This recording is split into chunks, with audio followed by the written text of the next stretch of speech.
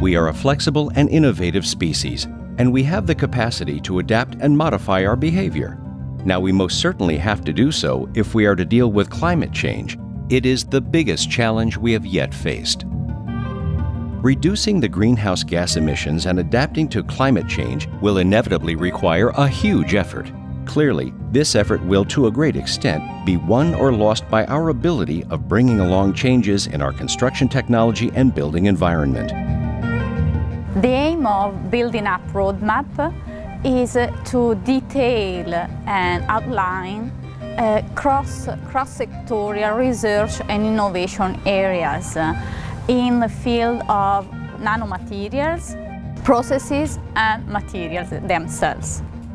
The close cooperation between research and industry sectors are the major added value of this project.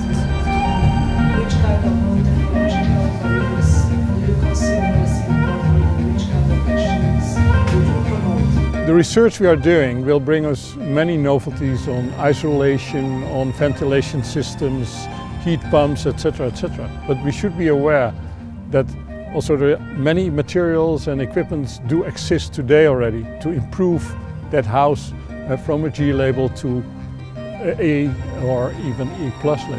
Our vision is that research and innovation will allow the building sector to mutate towards an innovative sector developing energy efficient solutions for the user.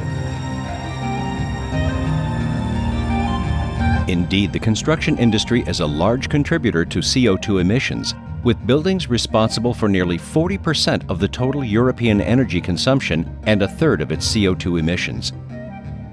To help address climate change, the European Commission has set specific targets to be achieved by 2020, known as the 20-20-20 targets. These targets are to reduce energy consumption by 20%, reduce CO2 emissions by 20%, and provide 20% of the total energy share with renewable energy. The building up project partners, so the scientific partners as well as the representatives of the ETPs, of the technology platforms, managed to find a range of very interesting topics. So not just in regard to energy efficiency of the envelope of materials, of components, but also had a focus on zero emission, like gaining renewable energies with the cross-platform areas of electrical and thermal generation. In this framework, the construction industry has engaged the European Commission in a public-private partnership concerning energy-efficient buildings, aiming to build a cross-sectorial multi-annual roadmap. This roadmap defines future research priorities to be addressed in order to be able to deploy nearly zero energy buildings and districts. 6 European technology platforms are involved in this action, i.e., the European Construction Technology Platform, the Sustainable Chemicals Platform, the European Advanced Material Platform, the Textile and Clothing Platform, the European Steel Platform, and the Forest Technology Platform.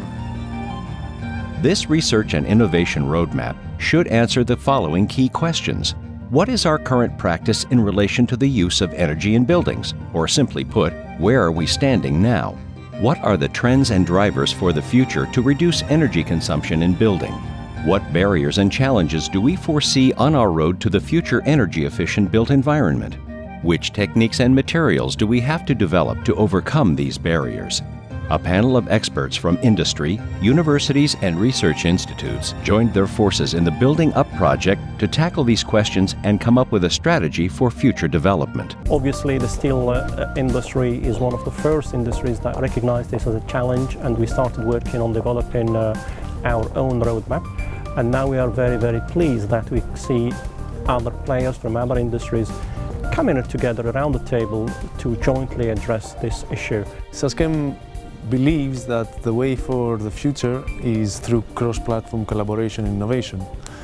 Innovation in materials through the value chain actually can bring the benefits into the energy efficiency in buildings sector that can drive impact in the next years. The interesting part there is that by combining these materials and by supporting the industry sectors behind those materials, you can actually achieve much more, and you can actually meet the requirements of the end users. One of the key outcomes of today's meeting was highlighting the life cycle assessment requirements in all aspects and the training needs across all platforms as well. The challenge that we have in front of us is to bring all this together, bring all the players, all the technologies, and bringing the technical value that you have developed and the concept that you have in mind into the user value from the market, and to really convince the end consumer that we can meet the challenge of 2020 and zero energy buildings. And I think that's really what's in front of us, is to gather and to make it happen. Investing in the following future research and development themes is considered crucial by experts to bring along the required changes. Development of a performance-based design approach for building components. This should include sustainable design and life cycle analysis and take into account energy efficiency over the whole life cycle as well. Focus should furthermore be on realizing healthy and comfortable indoor environments in new, existing, and historic buildings through improvements of the air quality, ventilation, acoustic performances, and lighting. Special attention should also go to the development of materials and systems for smart generation and storage of electricity, as well as thermal energy. Last but not least, innovation should be pursued related to advanced thermal insulation construction materials, e.g. aerogel, nanofoams, vacuum insulation panels. This should include also attention for the development of renewable resource-based products, multi-materials and composites, and building materials and components that are at the same time recyclable and reusable. We are really interested in building closer links between the research community and the standardization community. That's why we are really interested in the results of the building up projects in order to see if those results can be taken up in the standardization systems and maybe be included in future standards.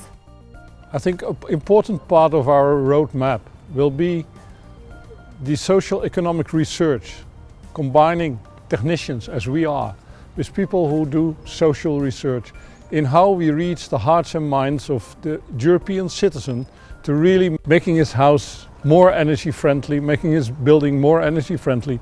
If we will not be able to reach the heart and minds of the citizen, it will be very, very difficult to obtain the goals that we have set for 2020 and 2050.